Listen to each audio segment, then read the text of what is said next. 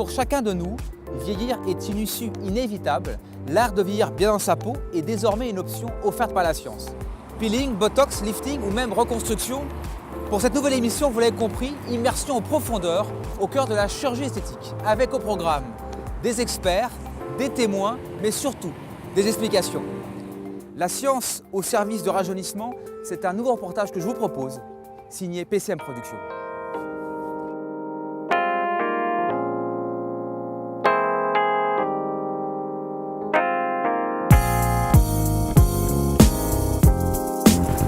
Bonjour. Je vous en prie. Oui. Bonjour. Alors madame, c'est la première fois que vous venez au cabinet, je vais vous faire remplir un petit document, d'accord? Bien sûr. Hop, donc ça c'est pour vous, un petit stylo, une petite feuille. Merci. Je vais vous installer un salle d'attente. Merci. Ce sera juste là. On peut se demander ce qui peut faire peur à un patient pour franchir le pas. Ce qui peut faire peur, c'est le non naturel. Vous savez, en chirurgie ou en médecine esthétique, on ne voit que ce qui est raté. Parce que par définition, quand c'est réussi, ça ne se voit pas. Ouais. Mais il faut qu'il y ait un résultat, parce que si on n'a pas de résultat, effectivement, ça ne se voit pas non plus. Donc il faut à la fois avoir un résultat, c'est-à-dire des photos avant-après très significatives, et à la fois dans la rue que le patient puisse se balader sans avoir de stigmate de la chirurgie esthétique. Alors notre reportage, donc, c'est la science au service du rajeunissement. Donc justement, qu'est-ce que la science apporte-t-elle à cette dimension du rajeunissement? Qu'est-ce qu'elle offre? Je dirais qu'elle permet d'abord d'évaluer rigoureusement et scientifiquement les moyens qu'on a, de pouvoir mesurer de façon quantifiable et statistique si tel traitement par rapport à tel traitement est efficace ou non. Et elle permet aussi d'évaluer les résultats. Et une fois qu'on a évalué tout ça scientifiquement, c'est très bien pour les médecins ou les chirurgiens, mais elle permet aussi maintenant de communiquer de façon claire l'approche et diagnostic et du traitement auprès du patient.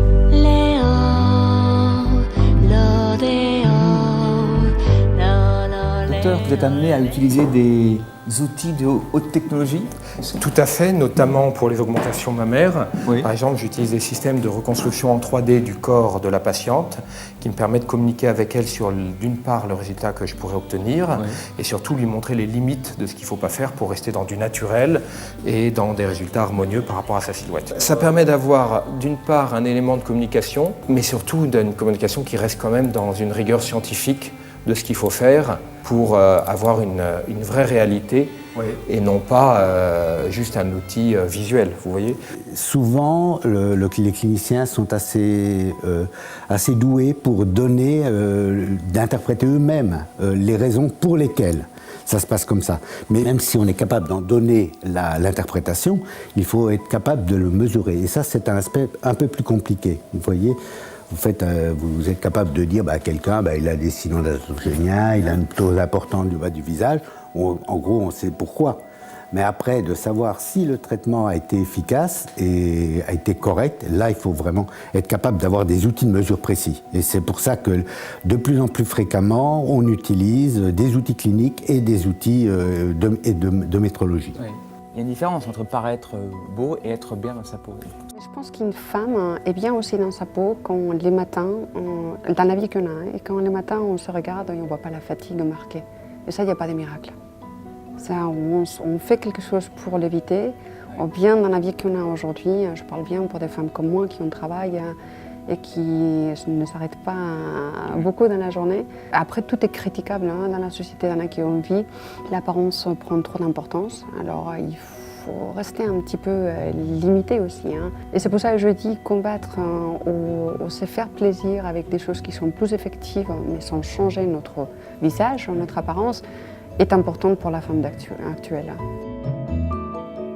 Pour les personnes qui regardent les femmes, pourquoi pas aussi les hommes, est-ce que vous pourriez nous dire ou leur dire un conseil de bon sens pour apprendre à peut-être rajeunir ou être en meilleure condition de santé visuelle? Je pense que ce qui est important, c'est qu'en fait, rajeunir à l'instant T, ça veut dire quoi? Ça veut simplement dire embellir à l'instant T. On veut juste être mieux dans son corps, mieux dans sa peau, par rapport à son état d'esprit, par rapport à sa vie dynamique, par rapport à la vie d'aujourd'hui.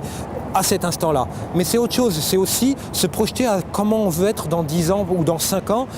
Dire, moi, si aujourd'hui je fais cette démarche-là, c'est que dans 5 ans ou dans 10 ans, je veux toujours être encore mieux, etc. Et je pense que du coup, c'est aussi une action préventive que de faire, entre guillemets, du rajeunissement. Et il faut apporter à cette action, entre guillemets, préventive, un avis d'expert. Et je pense que je conseillerais aux patients au moment où il se pose la question, c'est le bon moment pour aller rencontrer un ou plusieurs experts, pour prendre un avis à la fois sur son désir de l'instant T et sur son désir des années à venir. Docteur Cron, en tout cas, j'ai été ravi de vous rencontrer. De même, merci beaucoup à vous. Merci docteur. Merci. Au revoir. Merci.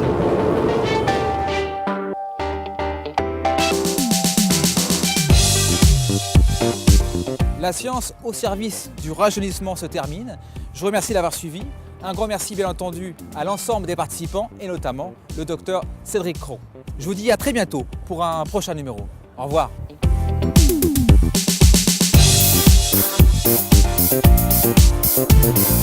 Thank you.